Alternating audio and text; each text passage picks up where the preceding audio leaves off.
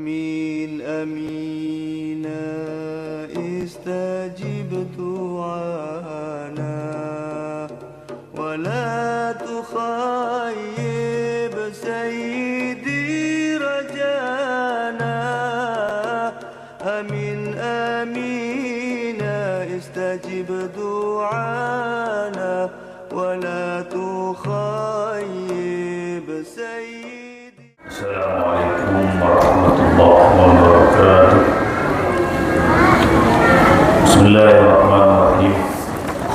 الحمد لله رب العالمين والصلاة والسلام على أشرف الأنبياء والمرسلين سيدنا وحبيبنا وقرة أعيننا ومولانا محمد.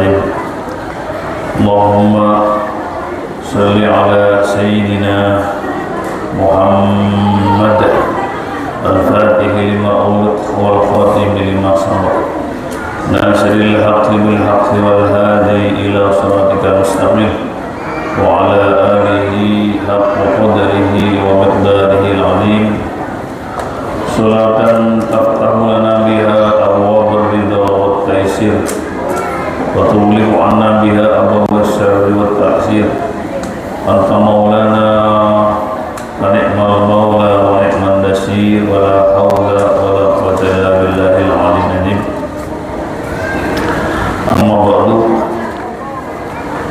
أيها الأحباب para mustami'in wal mustami'at rahimakumullah. Moga sekarang kita mulai pertemuan kita pada malam hari ini dengan membacaan Ummul Quran dengan harapan mudah-mudahan pahalanya dihadiahkan kepada Rasulullah Muhammad sallallahu alaihi wasallam wa alihi wa ashabihi wa azwajihi wa dzurriyyatihi,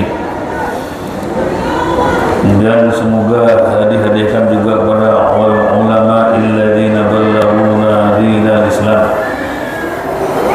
Semoga dengan pembacaan Salatul Fatihah nanti kita semua diberikan kesehatan, sehat jasmani, sehat rohani, dan semoga kita bersama keluarga kita semua menghadap kepada Allah mati dalam keadaan husnul khotimah. Amin Allahumma amin ya walaupun niati disholihah wa'alamu salatu al-fatihah. A'udzu billahi minasy syaithanir rajim. Bismillahirrahmanirrahim. Alhamdulillahi rabbil alamin arrahmanir rahim maliki yaumiddin. Iyyaka na'budu wa iyyaka nasta'in. Ihdinas siratal mustaqim. Siratal ladzina an'amta 'alaihim ghairil maghdubi 'alaihim waladdallin. Bismillahirrahmanirrahim. Kita masih di bab zikir. Hadis ke 1433 atau 1436. Wa anhu lan diriwayatkan saking Abi Hurairah radhiyallahu anhu qala, ngendika sapa Abu Hurairah yang mengendikan qala Rasulullah sallallahu alaihi wasallam. Dawuhnya kanjeng Nabi, sabaqal mufarriduna. Sabaqa wis dingin, wis dhisik, wis budal. Sapa al mufarriduna pira-pira wong kang bahasa Indonesia wong kang menyendiri. Sahabat bertanya, siapa yang maksud orang yang menyendiri itu? Qalu, sahabat bertanya, wa mal mufarriduna ya Rasulullah, siapa orang-orang yang menyendiri itu ya Rasul? Sudah berangkat, kata Nabi, orang-orang yang suka menyendiri sudah berangkat, sudah meninggal dunia menghadap kepada Allah.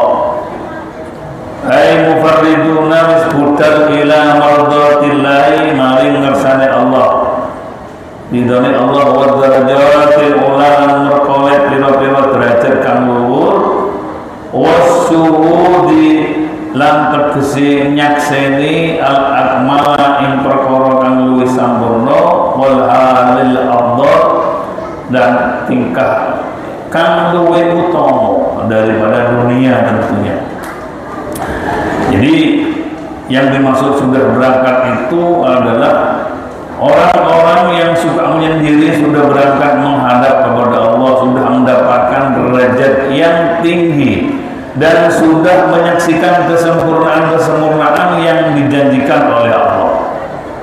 Sahabat penasaran, siapa orang yang suka menyendiri yang dianggap, yang Nabi dibilang sudah berangkat, sudah meninggalkan kita? Wa mal mufarriduna ya Rasulullah. Kata sahabat, siapa mereka orang-orang yang suka menyendiri Rasulullah? Qala, Nabi menjawab, Adzzakirunallaha, yaiku piro-piro wong kang zikir Allah ing Allah, kathiran kelawan akeh, wadzakiratu lan piro-piro wong lanang kang zikir ing Allah. Maka madulnya hadis ini, orang-orang yang biasa berzikir kepada Allah, laki atau perempuan, sudah berangkat menghadap kepada Allah, sudah mendapatkan derajat-derajat yang tinggi dan dapat menyaksikan kesempurnaan-kesempurnaan yang dijanjikan oleh Allah. Mereka sudah berangkat dan mereka sudah menerima. Artinya bagaimana Bapak? Kita sekarang yang belum menyendiri, masih ada di dunia ini, maka sebaiknya, selayaknya, sejogyanya kita mempersiapkan untuk berangkat seperti mereka. Dengan apa cara berzikir kepada Allah? Zikir itu banyak, yang sampai hafal mawon, ya Yasin itu termasuk zikir, karena bacaan Al-Quran. Kemudian sholawat itu pun juga termasuk zikir, karena termasuk ingat kepada Allah. Kemudian la ilaha illallah juga zikir, subhanallah juga zikir. Sudah disebutkan beberapa pertemuan sebelumnya bahwa zikir itu memang menyambungkan diri kita kepada Allah. Hadis sebelumnya Bapak Ibu, Nabi menyatakan, Allah menyatakan, ana ma'ahu idza dzakarani, saya akan selalu bersama dengan hambaku. Kapan? Idza dzakarani, bila dia mau berzikir, ingat kepada aku. Fa in dzakarani fi nafsi, apabila hambaku ingat kepadaku, zikir kepadaku fi nafsi, dalam dirinya, dalam hatinya, dzakartuhu fi nafsi, aku juga akan ingat kepadanya fi nafsi, dalam jiwa, dalam diriku, kata Allah. Inda qalani fi malain, apabila dia ingat kepadaku fi malain, di tengah-tengah halayak ramai, dzakartuhu fi malain khairin minhum, aku juga akan ingat kepada hambaku yang ingat padaku itu fi mala'i khairin, di tengah-tengah halayak ramai, minhum, dari malaikat. Malaikat di tengah Allah Subhanahu wa taala, yang di sekitarnya ada malaikat. Allah ingat kepada orang yang ingat kepada Allah. Artinya zikir itu Bapak Ibu, memang di sini disebut dengan hadis yang panjang sekali. Ada beberapa halaman ini memang tujuannya agar kita menjadi kebiasaan zikir kepada Allah. Di saat kita zikir ingat kepada Allah, saat itulah teman kita adalah Allah. Dalam artian bukan teman seperti manusia. Artinya kita selalu bersama dengan Allah. Tapi di saat kita kosong, tidak berzikir, tidak ingat kepada Allah, teman kita adalah syaitan rajim.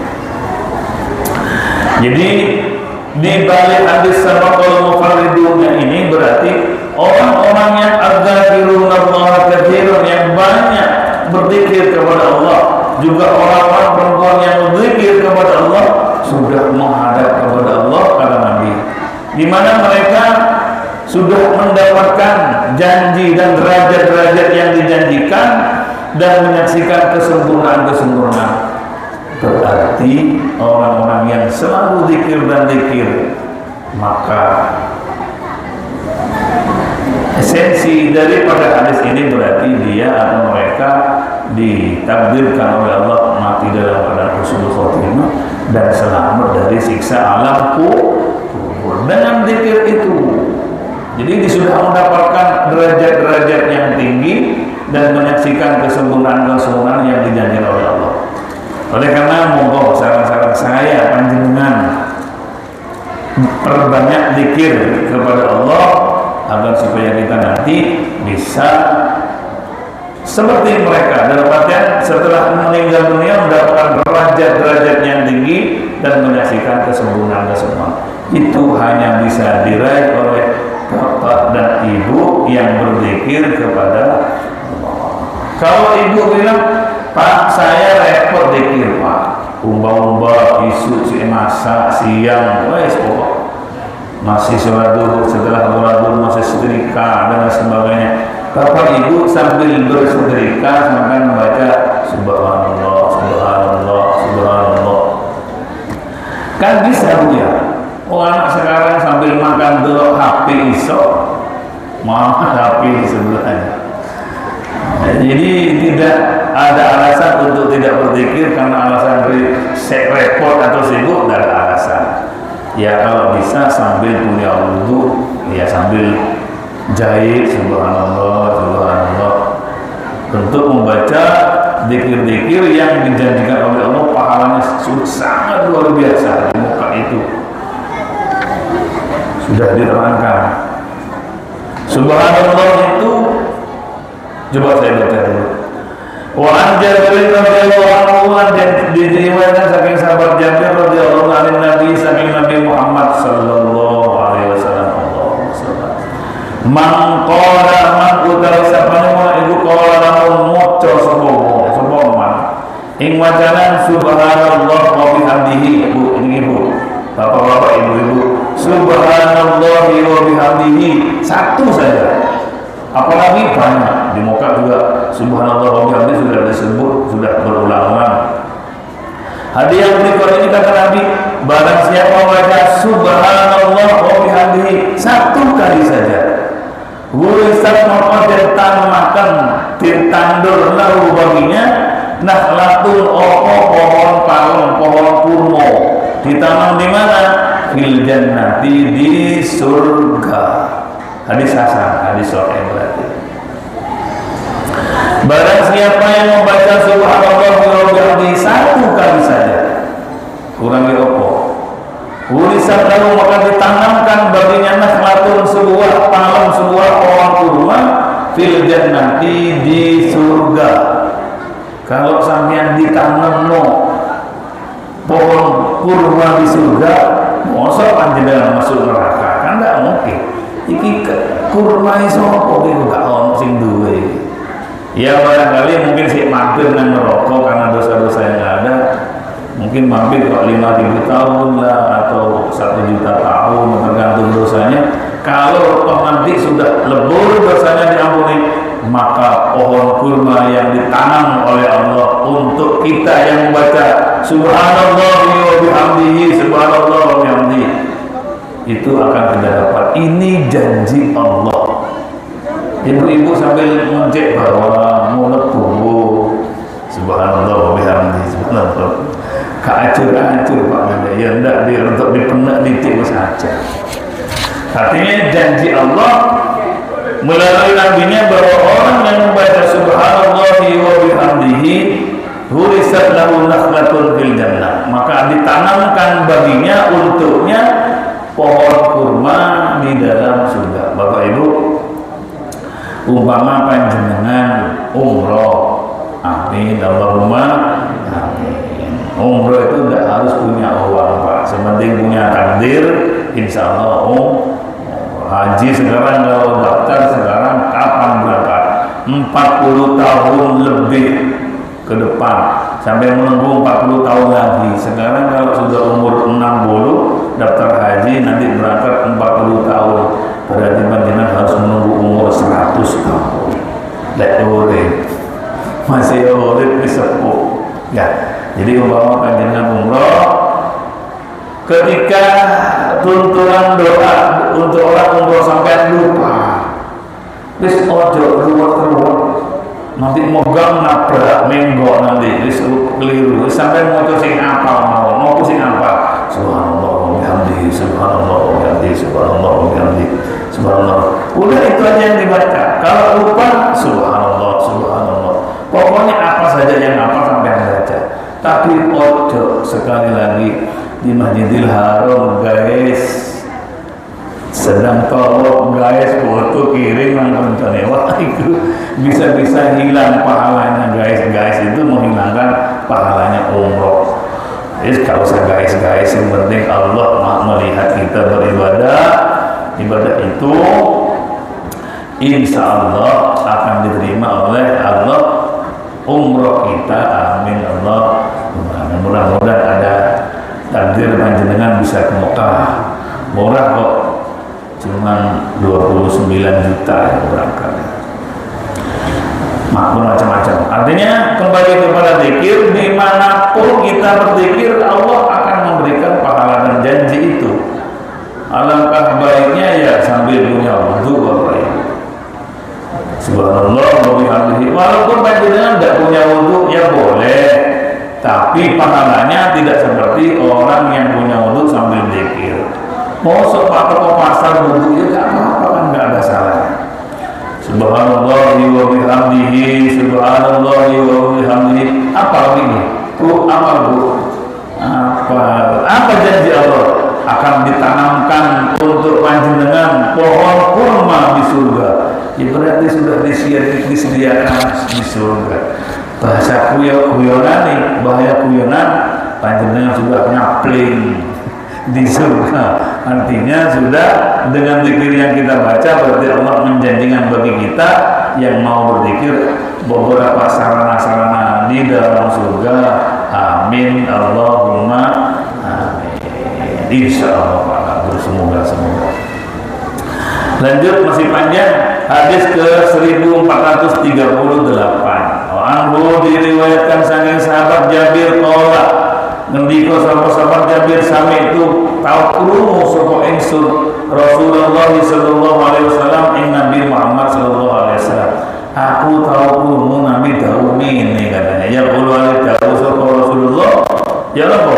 Afdhalul dzikri la ilaha illallah. Paling utamanya zikir adalah la ilaha illallah. Nabi menyatakan barang siapa yang membaca la ilaha illallah dengan dipanjangkan, maka Allah akan menggugurkan dosa untuknya sebanyak 4.000 dosa. Kurangnya apa saja? Jadi kalau panjenengan memimpin tahlil, jangan afdhalul dzikri la ilaha illallah, jangan eman. Ya Allah, afdhalul dzikri fa'lam annahu la ilaha illallah. Satu kali lafaz la ilaha illallah yang dipanjangkan maka dapat menggugurkan dosa sebanyak 4.000 dosa. Lepeng dulu Pak. Panjenengan kalau tahlil berapa kali la ilaha illallahnya? 3 kali kan? La ilaha illallah ping telu, papat ping telu, rolas. Cocok hitung dewi lah ya. Wis malaikat ono sing itu. Aku bingung. Itu janji Allah. Dan itu semua adalah berkat dari Rasulullah Muhammad sallallahu alaihi wasallam. Nabi Muhammad itu seperti yang sering saya sampaikan, selalu memberikan jalan kepada kita agar supaya umatnya diampuni dosanya, pahalanya berlipat ganda. Pahala yang dilakukan dengan zikir yang hanya sedikit, pahalanya banyak sekali. Itu cara Nabi Muhammad SAW.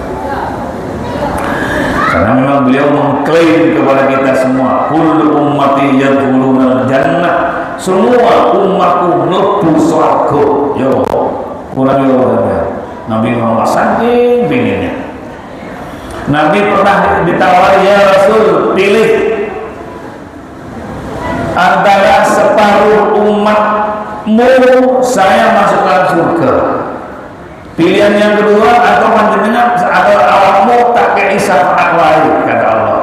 Ya Muhammad, pilih satu di antara dua. Pilihan yang pertama, separuh dari umatmu mlebu surga. Yang kedua, ya Allah, yang kedua, awakmu tak kei syafaat untuk nolong umatmu. Faktor Nabi Sallallahu Alaihi Wasallam as-syafaat, dan Nabi memilih syafaat. Kenapa Nabi pilih syafaat? Padahal wis ini wis awakmu separuh umatmu tak lapor surga. Pilih yang kedua, awakmu tak kei syafaat. Nabi memilih syafaat. Kenapa Nabi memilih syafaat? Karena syafaat lebih mencakup kepada orang-orang, termasuk pada orang yang pelaku dosa besar sekalipun. Saking emangnya Rasulullah untuk panjenengan, jangan-jangan panjenengan atau kita semua, saya juga masuk neraka. Oleh karena aku tak pilih syafaat wae. Karena dengan syafaat aku gampang bisa berkata, swarga. Mestinya neraka, salah. Kenapa? Karena syafaat itu lebih mencakup dan lebih banyak untuk memasukkan umat saya ke dalam surga. Kalau cuma separuh, jadi ya separuhnya ya Allah, kata Nabi mungkin seperti itu. Akhirnya memilih yang mana? Syafaat. Kita supaya ini ya tidak ada manusia yang tak berdosa, itu ada pasti. Jadi dengan adanya syafaat yang telah dipilih oleh Nabi untuk menyelamatkan umatnya, insya Allah orang-orang yang membaca tauhid, orang yang bertauhid pada masa hidupnya, walaupun bergelimang dengan dosa, kemudian setelah meninggal dunia dalam keadaan husnul khotimah, pasti pada akhirnya akan diangkis menuju surga. Bapak Ibu, kalau nanti ada hamba, saya katakan, mudah-mudahan husnul khotimah kita semua, setelah ditebus dosanya Bapak Ibu, waktu polisi Indonesia, awakmu tua, kalau tak pindah nang swarga. Pertama dipindah bukan langsung ke surga, Pak. Dimasukkan ke dalam ma'ul hayat, air kehidupan. Begitu pindah ke ma'ul hayat, orang yang sudah ribuan tahun disiksa karena dosanya itu dan dia mati dalam husnul khotimah, dipindah oleh Allah ke ma'ul hayat, air kehidupan. Dia sudah mulai alhamdulillah enak ya, intinya sudah sama.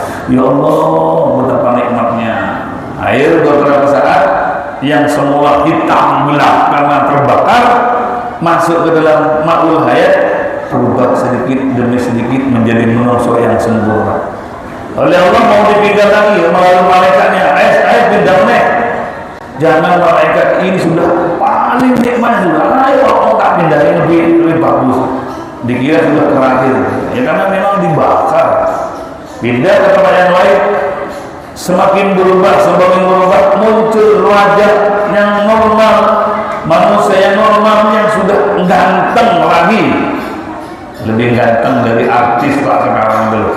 Sampai pada ada artis yang ganteng, nanti lebih ganteng panjenengan yang masuk di surga itu tidak ada umur 90 tahun, tidak ada. Kenapa? Karena walaupun meninggalnya umur 90 tahun, nanti panjenengan dirubah oleh Allah seperti umurnya 38 kurang lebih, nggak sampai 40, mudah kembali. Yang pada akhirnya diberi baju surga, dipindah ke surga. Panjenengan ketemu duh kebun surga kalau ini lain dia ngopi ya nak mau subhanallah bihamdi berulang-ulang, mungkin seperti itu. Amin Allahumma. Daripada nggak dientas-entas, daripada nggak diangkis-angkis di neraka, ya naudzubillah, nggak ada tahunnya, miliaran tahun, triliunan tahun disiksa terus. Naudzubillah, subhanallah. Berzikirlah, monggo sareng-sareng berzikir. Paling afdalnya dan paling utamanya zikir itu adalah la ilaha illallah. Kenapa? Karena innaha a'dhami karena lafaz la ilaha illallah adalah termasuk ismul a'dham. Kalau panjenengan biasa suka dulu mungkin masa mudanya kedikdayaan, katanya orang luar bisa, kebal bisa segala macam, pasti amal-amalannya ismul a'dham. Dan ismul a'dham itu ya hayyu ya qayyum, yang barang siapa yang berdoa menggunakan ismul a'dham itu akan diterima. Kalau bicara masalah ismul a'dham adalah nama Allah yang agung, ya jangkaunya asmaul husna. Allah punya nama sebanyak 99 nama untuk kita, artinya untuk kita baca. Padahal Allah itu mempunyai banyak sekali, tidak terhitung, yang tahu hanyalah Allah Subhanahu wa ta'ala. Maka di antara beberapa nama asmaul husna yang 99 itu di dalamnya ada ismul a'dham, yang mana apabila kita membaca atau berdoa menggunakan ismul a'dham itu akan diterima oleh Allah Subhanahu wa ta'ala. Contohnya baca asmaul husna itu. Dikir-dikir ini sampai enggak melakukan satu, mungkin yang lain sing iling-iling mawon apa sing gampang subhanallah bihamdihi wa la ilaha illallah, itu tasbih. Ada subhanallah wa bihamdihi, ada la ilaha illallah, sudah sampai baca sendirian sambil menunggu sholat jam maghribnya la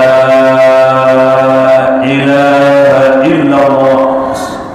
Katanya orang Madura, ku sambil zikir daripada nganggur ngerasane wong, ya seperti itu.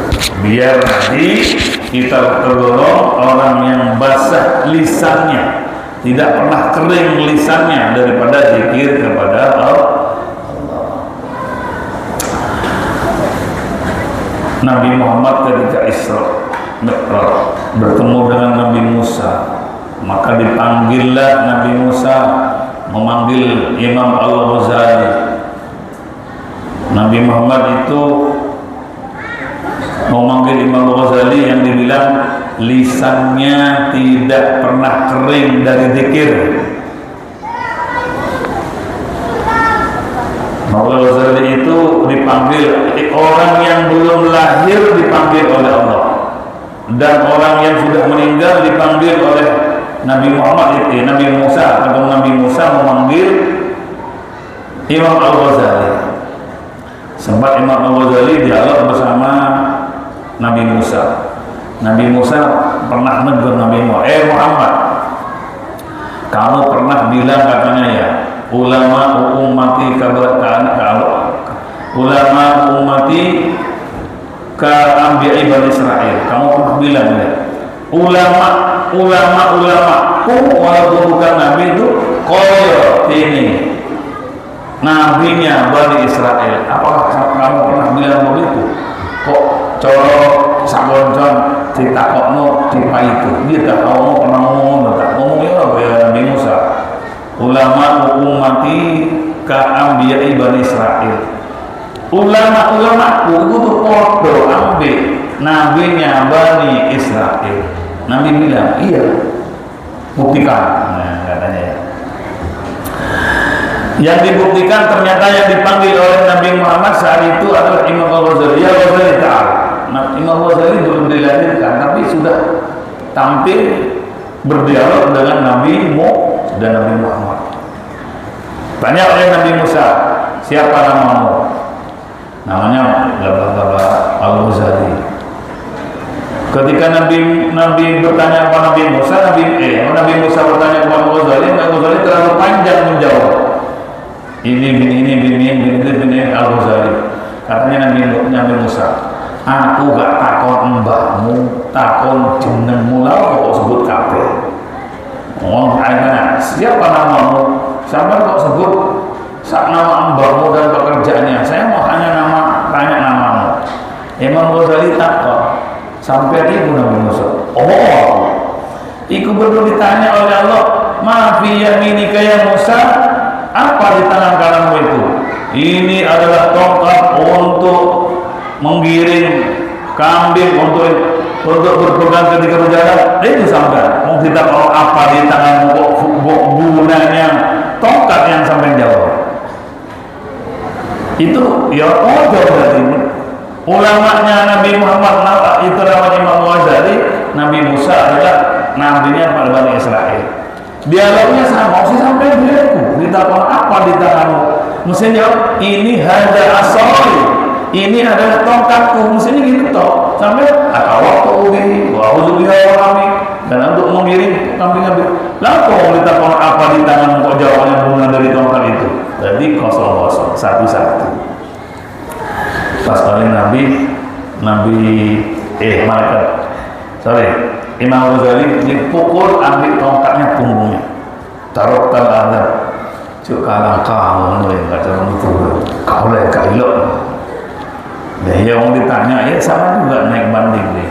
Taruh talada pada Nabi Muhammad kepada Imam Ghazali, kalau kailok, dipukul sedikit punggungnya, di tongkatnya. Begitu Imam Ghazali dilahirkan, Bapak Ibu, di punggung Imam Ghazali ngecap tongkat sing dikebu oleh Nabi.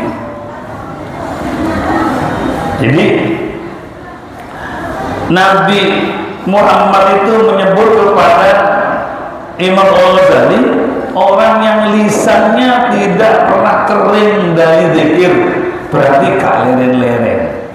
Maksudnya saya cerita Imam Ghazali itu ya mbok menawa kita bisa meniru 50%, kak 50% ya 100%, lek gak 100% ya 5%, lek kurang dari 5% ya 6, nggak tahu zikir berarti.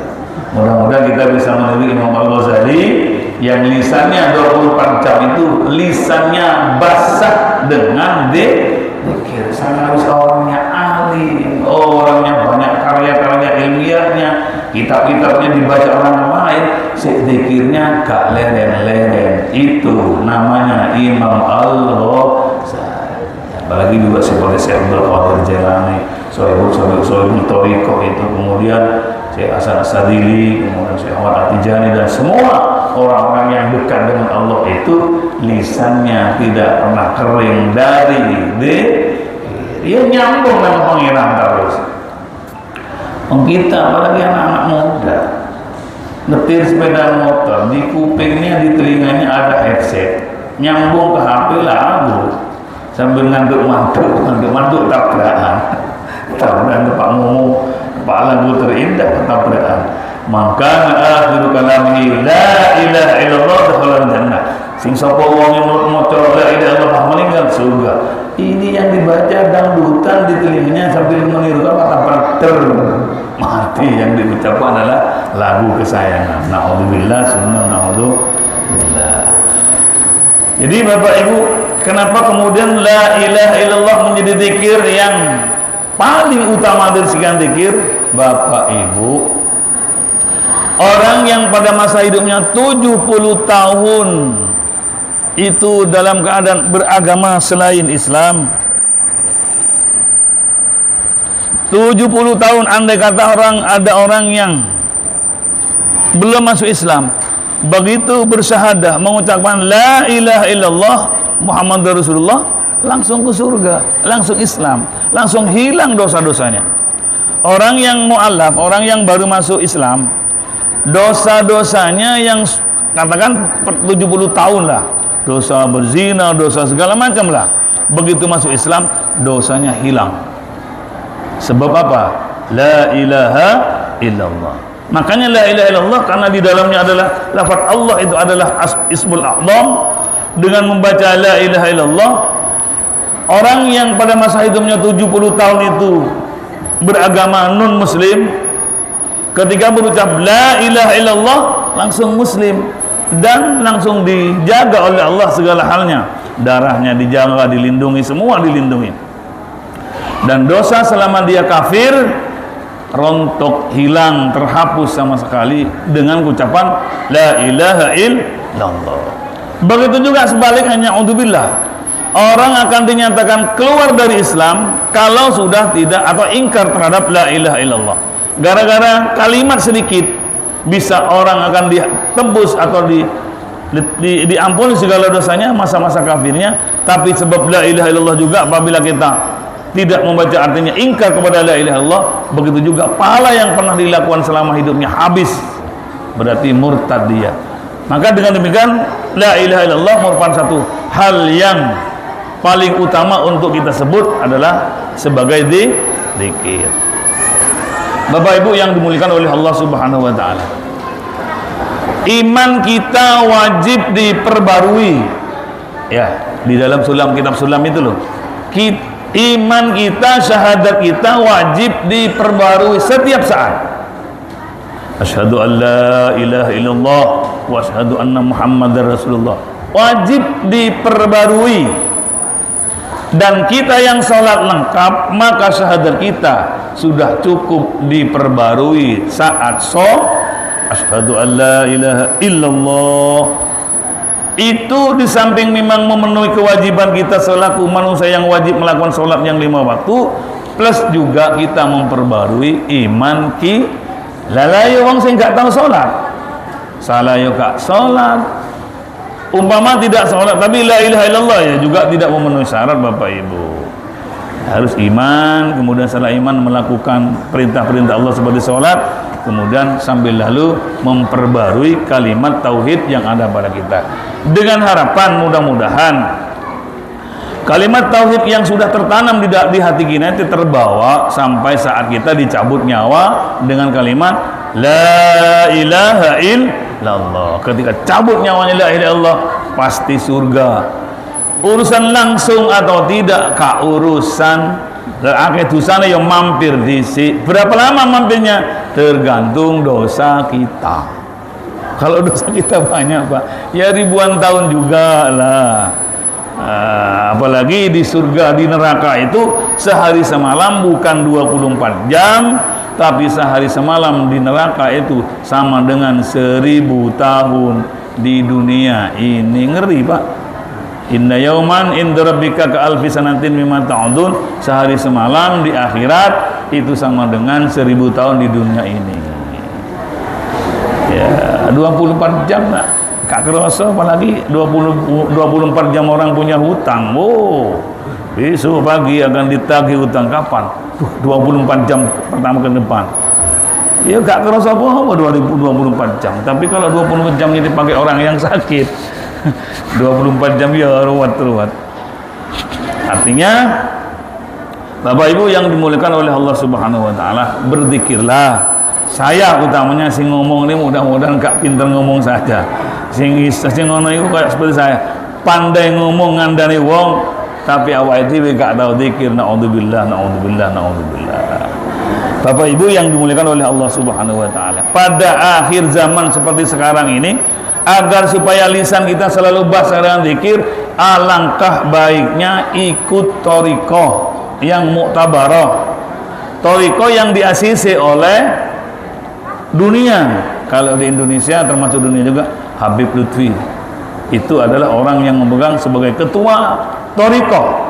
Oh, ada thariqah baru umpamanya dilihat oleh beliau, oleh timnya.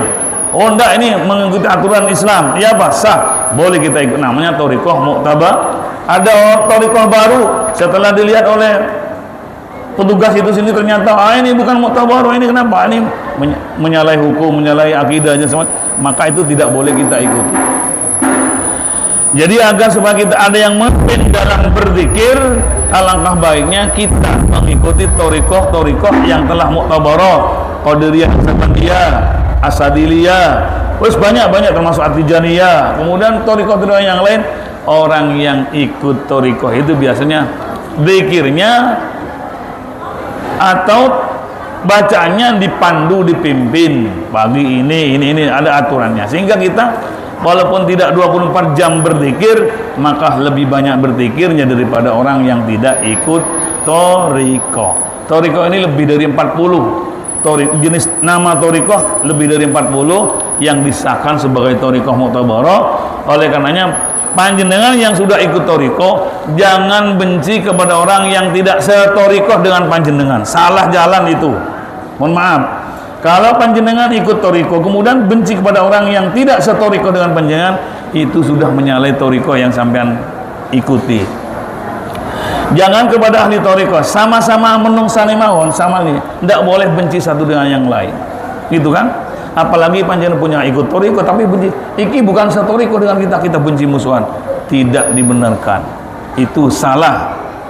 Jadi kalau umumnya Naksabandia benci kepada toriko Tijaniyah benci kepada yang lain karena tidak setoriko, itu tidak benar. Dalam toriko tidak ada ajaran membenci orang yang lain. Kembali bahwa dengan ikut toriko itu maka lisan kita akan diatur oleh toriko itu untuk membaca zikir-zikir yang bisa menyebabkan lisan kita tidak kering daripada zikir kepada Allah.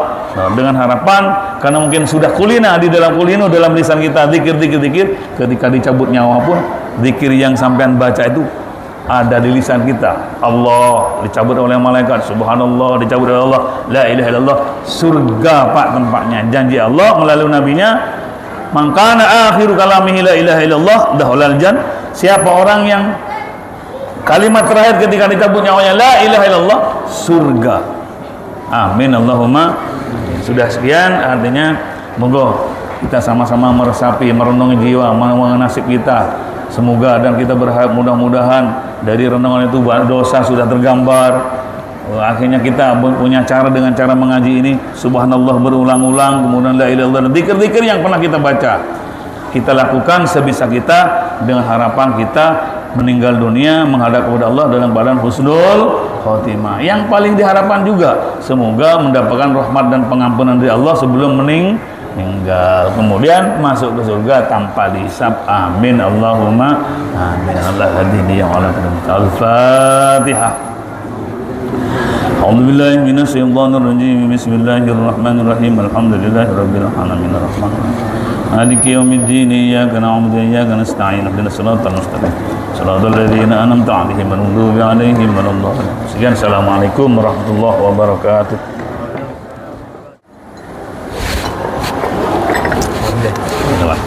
Pintar,